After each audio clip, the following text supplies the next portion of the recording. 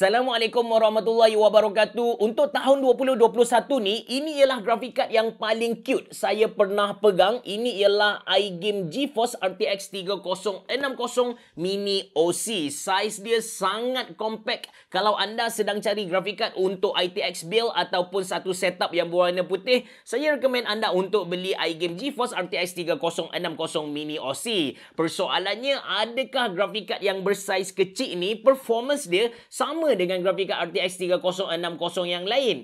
Saya akan tunjuk kepada anda performance si kecil molek ni. Saya dah dera dia dengan 4K gaming dan result dia memang Anda bersama saya Ashraf Jeffrey dalam channel YouTube Mona Lisa. Dekat channel YouTube Mona Lisa ni kami publish video hari-hari. That's why anda kena tekan butang subscribe dan juga button loceng yang ada dekat tepi dia. Jom!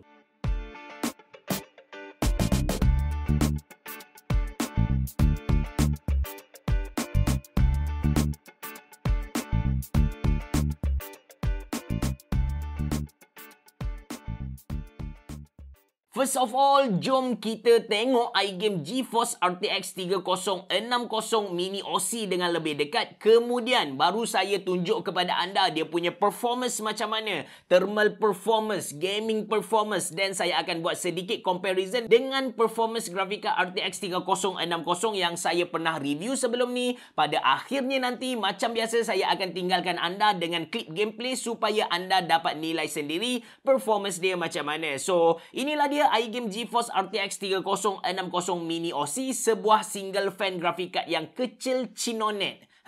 Full setup untuk video kali ini, saya guna prosesor Intel Core i7 11700K, motherboard iGame CVN B560i Frozen V20, RAM dari iGame juga, iGame CVN 32GB DDR4, storage dari XPG GAM Mix S70 Blade, cooler yang besar gedabak ni dari Thermalright, iaitu Thermalright Peerless Assassin 120W, power supply saya guna Deepcool DQ850W dan casing, saya guna casing terbaru dari Lianli, iaitu Lianli 011 Mini Air. Walaupun anda akan kata saya shock sendiri, but saya percaya setup saya kali ni memang lawa gila lah.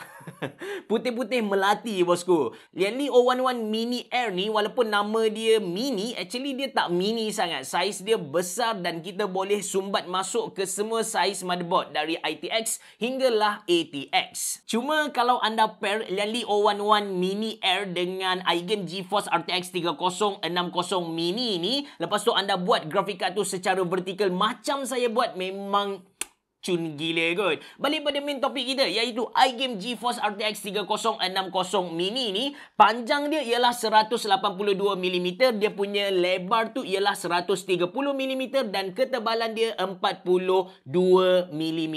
Bahagian tepi dia ni, kalau anda dapat tengok, dia ada branding GeForce RTX dan di bahagian bawah ada branding iGame. Dia di tengah-tengah tu ada satu light bar berwarna merah dan menarik sekali, dekat bahagian ni ada satu kain yang tulis perkataan mini. Dia punya backplate belakang ni dari besi dan dia punya finishing, dia punya coating tu memang cantik. Cuma di bahagian hadapan, di sekeliling dia punya fan tu, ada reflektor plastik yang mana dia punya surface tu senang sangat tinggal cap jari. So, once anda dah pasang dekat casing anda tu, anda kena lap sikit supaya tak nampak kotor. In terms of input-output connection, kita boleh sumbat 3 DP, 1 HDMI dan ada satu turbo button yang mana bagi saya turbo button ni dari dulu sampai sekarang dia tak bagi kesan apa-apa untuk performance grafik card ni lah. Dan untuk power supply, dia pakai 8 pin punya power supply. Okey, sebelum saya present kepada anda performance gaming grafik card ni, saya cerita bab thermal performance dia dulu, which is bagi saya akan kategorikan dia dalam kategori yang biasa-biasa sahaja. Kalau gaming tu suhu boleh naik lebih dari 75 darjah, cuma so far saya test tu tak pernah hit 80 darjah lagi lah. Suhu gaming iGame GeForce RTX 3060 Advanced OC yang saya pernah review awal-awal dulu, dia boleh maintain bawah 70 darjah kot. But tak pelik lah sebab GPU ni satu fan saja kalau nak compare dengan abang dia. Jadi saya guna software iGame iaitu iGame Center, set speed dia ke 100%.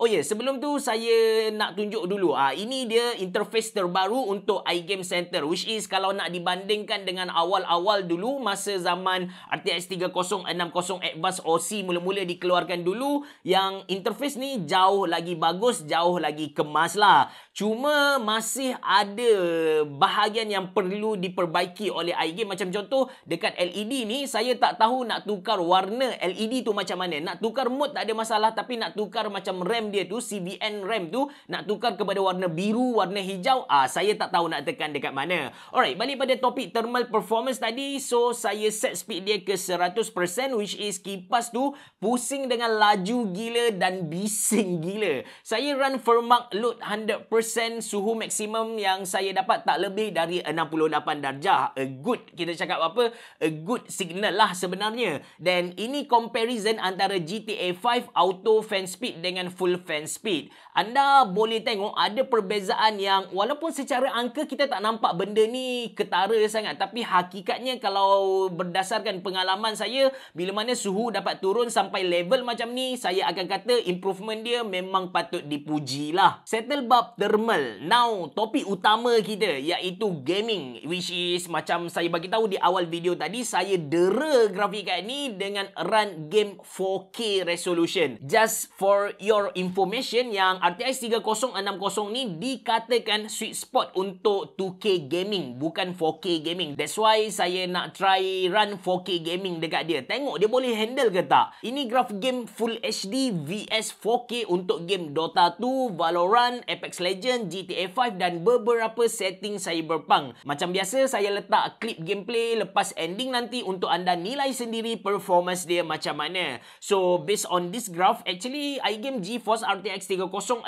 Mini OC boleh run kebanyakan game 4K resolution dengan baik sebenarnya. Game macam Dota 2, Valorant tu tak payah cerita, memang petik jari je. Tapi kalau anda tengok game macam Apex Legends, GTA 5 pun dia dapat run smooth atas dari 60 FPS. Cuma untuk game Cyberpunk tu sakit lah, even untuk low setting 4K resolution. Untuk Cyberpunk, perbezaan Full HD dengan 4K memang ketara gila. Kalau nak main ray tracing, 4K memang tak gerak langsung lah, tak payah try. Okay, last kali ini graf perbandingan iGame GeForce RTX 3060 Mini OC dengan beberapa grafik card RTX 3060 lain yang saya pernah review dekat channel YouTube Mona Lisa ni.